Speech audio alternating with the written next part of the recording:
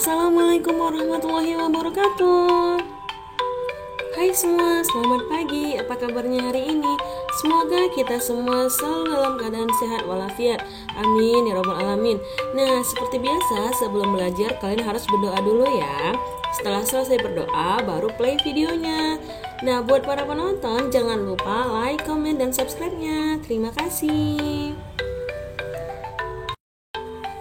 Hari ini kita masuk ke tema 8, subtema 2, muatan pelajaran bahasa Indonesia. Tentunya masih bersama saya, Agus Heriana Sari Tambunan. Sebelum kita mulai, ingatin lagi nih, jangan lupa subscribe-nya ya. Kita mulai di pembelajaran pertama tentang mengidentifikasi urutan peristiwa dalam teks non-fiksi. Nah, jadi kalian disuruh mengidentifikasi urutan peristiwa yang ada di dalam teks non-fiksi. Cara-cara untuk mengidentifikasi urutan peristiwa dalam teks non-fiksi adalah: yang pertama, harus membaca teks dengan seksama dari awal hingga akhir teks. Lalu yang kedua, saat kamu membaca, temukan kalimat utama atau gagasan pokok pada setiap paragraf. Lalu yang ketiga, saat kamu sedang membaca, tandai kata atau kalimat yang kamu anggap sebagai kata kunci, yaitu bisa kamu garisin atau kamu bisa tandai dengan pewarna. Agar tidak lupa, kamu dapat mencatatnya dalam bentuk peta konsep atau diagram alir.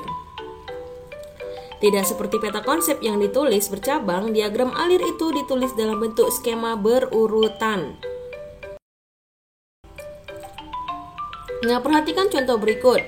Anak-anak Miss silahkan baca teks di halaman 31 buku Bu Pena. Miss tidak buat teksnya di sini lagi ya. Kita langsung membuat diagram alirnya saja. Nah, ini contoh diagram alirnya. Judulnya pada teks itu adalah tahapan siklus air. Berarti kita disuruh menjelaskan tahapan siklus air menggunakan diagram alir. Atau kita disuruh meringkas tentang tahapan siklus air menggunakan diagram alir. Nah, tahapan siklus air itu yang pertama ada evaporasi, yaitu penguapan air dari permukaan bumi. Ingat, tahapan siklus air ini sekalian belajar IPA loh, bahasa Indonesia sekalian belajar IPA nih ilmunya. Lalu setelah evaporasi terjadilah proses kondensasi, yaitu perubahan uap air menjadi titik-titik air.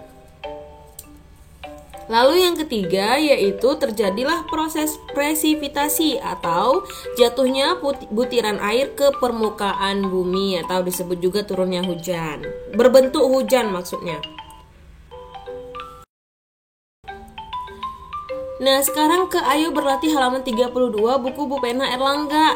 Kita akan menuliskan peristiwa penting pada teks dalam bentuk diagram alir. Nah, sekarang kita disuruh menuliskan peristiwa tentang macam-macam siklus air berdasarkan teks non-fiksi.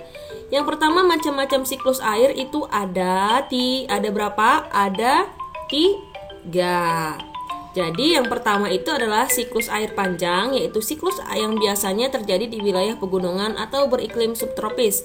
Nah, siklus ini tidak menghasilkan hujan dalam bentuk air, melainkan gletser atau salju terlebih dahulu.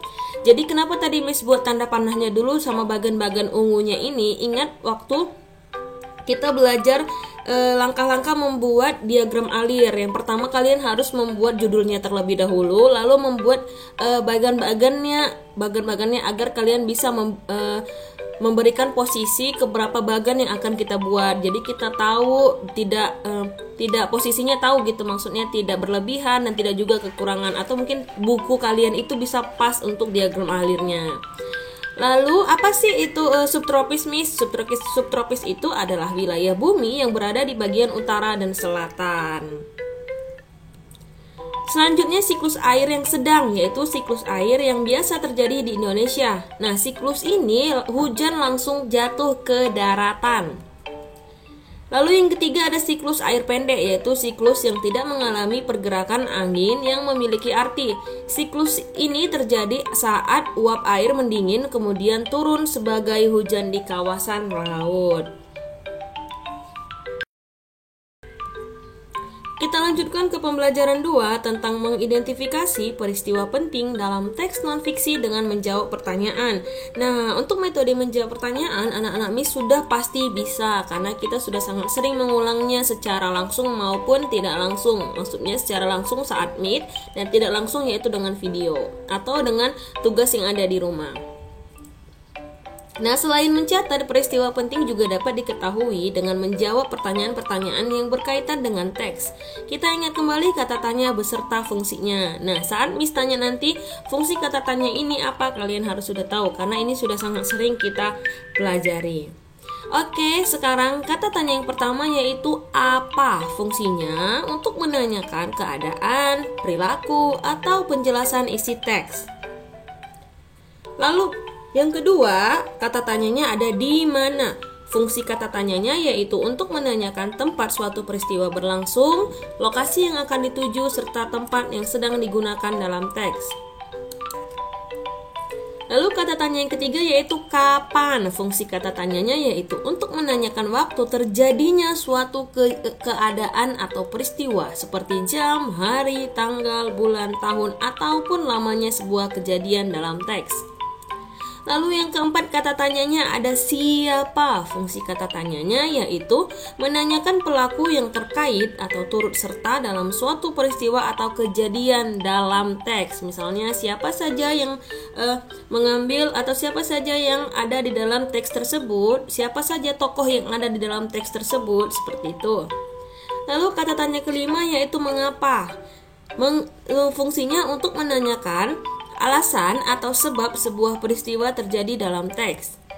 Lalu kata tanya keenam ada bagaimana. Fungsinya yaitu untuk menanyakan cara atau proses sebuah peristiwa berlangsung, serta untuk menanyakan keadaan atau kejelasan satu hal dalam teks. Artinya menanyakan tentang bagaimana proses peristiwa itu terjadi.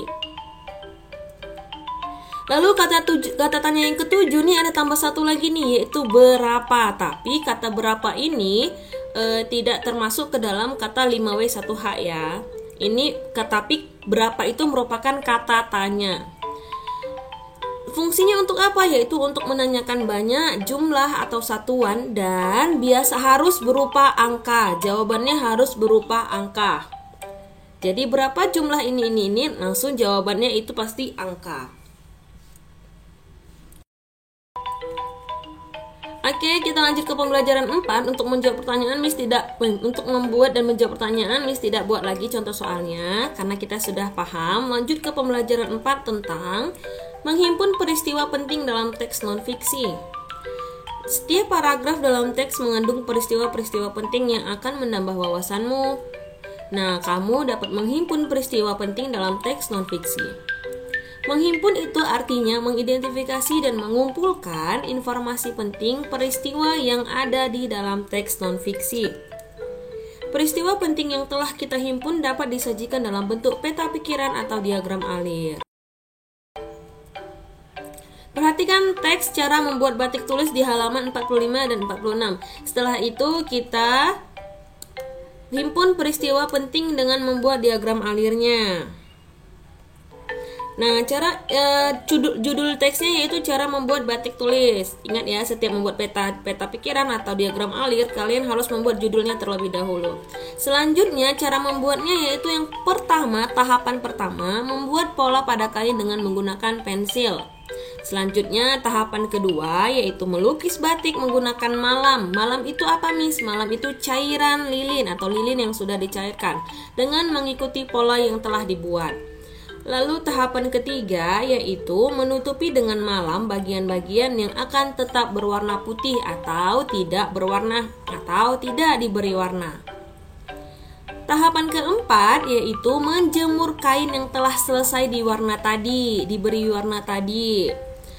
Lalu tahapan kelima yaitu menghilangkan malam dari kain tersebut dengan cara meletakkan kain tersebut di dalam air panas, direndam terlebih dahulu. Setelah itu setelah selesai direndam di air panas, selesailah kain batik tersebut. Selanjutnya kita ke pembelajaran 5 tentang menjelaskan peristiwa penting dalam teks non-fiksi. Kamu dapat memahami peristiwa penting dalam teks dengan cara membaca intensif, membaca dengan serius, membaca dengan sendiri, fokus. Jika kamu sudah mengetahui peristiwa penting dalam teks yang dibaca, sebaiknya peristiwa-peristiwa tersebut ditulis dalam bentuk catatan. Catatan tersebut dapat berupa peta pikiran atau jawaban dari pertanyaan-pertanyaan yang terkait peristiwa dalam teks.